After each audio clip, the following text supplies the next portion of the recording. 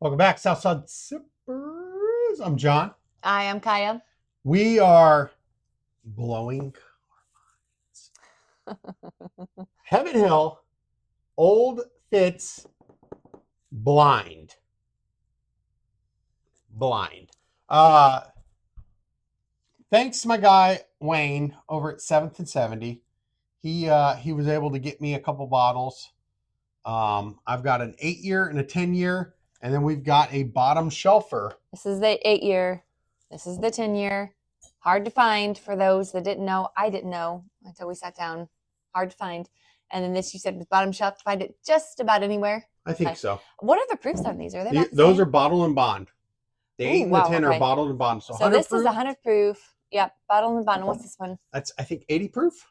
Oh, only 80? Yeah, and that's a sour mash. Oh, I didn't know that. Okay. Huh, original sour mash. So for those of you that don't know, the sour mash just really means that it's the same mash bill between each of the new recipes. Basically, they're using the same mash. It's not super common because it's expensive to do from what we've been told. So what will be interesting to see if we can, out of the blind, because we don't know what's in these, if we will pick out a super hard to find or an everyday on the shelf. Exactly. So, this is fall and this is spring. I'm going to let you pick where we start. I picked the last time. I'm just going to say ABC. ABC? All right. Let's start with A. Because I like to make it easy. I know you do. You like your routine. So these are all low proof, so it'll be interesting. Doesn't smell like low proof. Ooh, that does smell. Smells a little hot. It smells spicy. Spicy.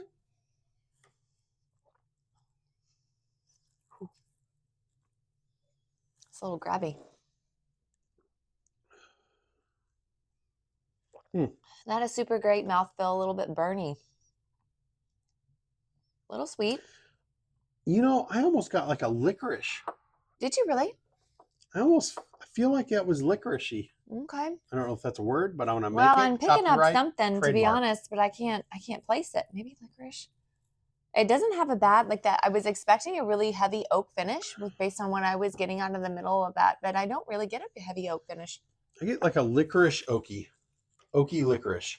I'm not a huge fan of licorice. You like licorice? Well, you like the red licorice. Mm-hmm.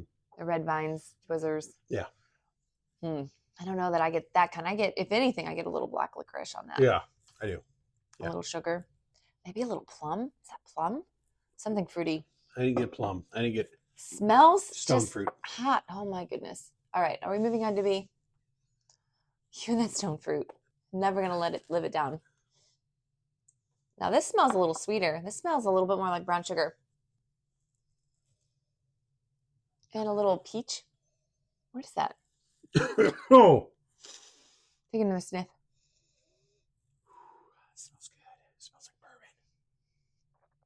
Oh. There is nothing sweet about that. Oh, maybe at the end. Well, I get some burnt sugar. Burnt sugar. Very heavily burnt sugar. Yeah.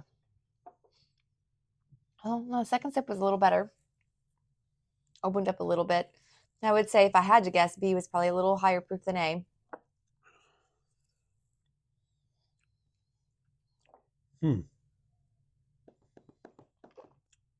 Huh. Yeah, I'm getting a lot of sugar on that. Are you really? Yeah.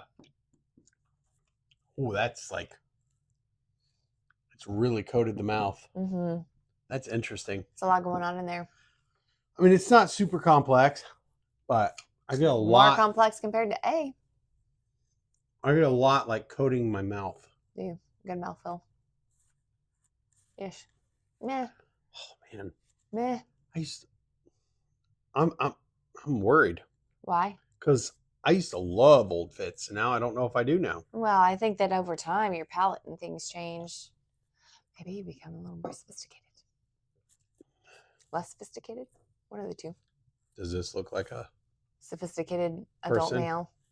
Maybe when I was wearing a bow tie with bourbon bottles on it, sophisticated, but maybe, but not in your Hawaiian shirt. Maybe not. Moving on to C. I like that shirt though. I like the color. Ooh.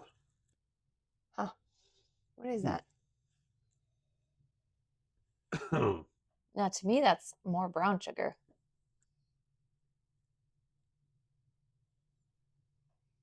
Mm. Ooh. I had a good mouthfeel at first. That's got a real strong oaky finish. Oh yeah, that's very oaky. Mm-mm. Yeah, I don't know about that. It's very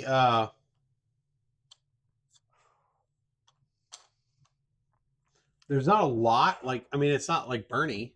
To me, it is very grabby. It grabbed me here and Oh, it's grabbing me all the way down. I I didn't get get a any real grab, strong but oak finish, all pepper and cork and oak. Ice is not my jam.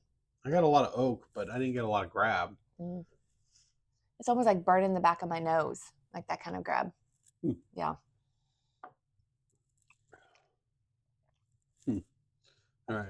Well, I'm going to have to go back between A and B. I feel like A was nice and smooth. If I had to venture to guess, I'd say that's probably the bottom shelf. And this B is either the 8 or the 10-year. I'm going to go back to A first. I'm going to do B. Now I get a little more vanilla and something floral on the nose going back to A. I'm going to go B.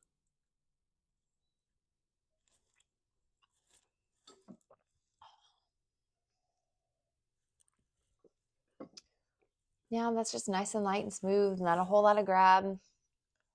Not a whole lot there, though. This would be a nice, introductory bourbon, maybe. It's got the heavy bourbon undertones, but just, I don't know. I like a little more complexity with my bourbon. I'm going to go back to B, but I'm heading more towards B as my top pick. What are you getting on B this time around? I can't place what I'm getting. I mean, all around, it's nice. It's a nice bourbon. I'm not, again, not super complex. Now I'm wondering if we should put the decanters, the bottled and bond up against the other bottled bonds we have to see, because those are a couple years old versus these from this year. 8 and 10. And see. Yeah. I don't know. Going back to B is a lot smoother ride for me. A lot more complex compared to A. It's got a nice buttery mouthfeel. I'm going with B. Does still have a bit of an oaky finish, which, again, not totally my jam. I don't know that this would be my top pick compared to other bourbons, but out of this lineup, I'm going to stick with whatever B is. I do like B. Yeah. If I had to guess between, I would say A is for me, it's gonna be this bottom shelf, and then B and C. Gosh, I don't know if these have any. I doubt they have any tasting notes on them. No. I'll go with you. It'd be a blind guess.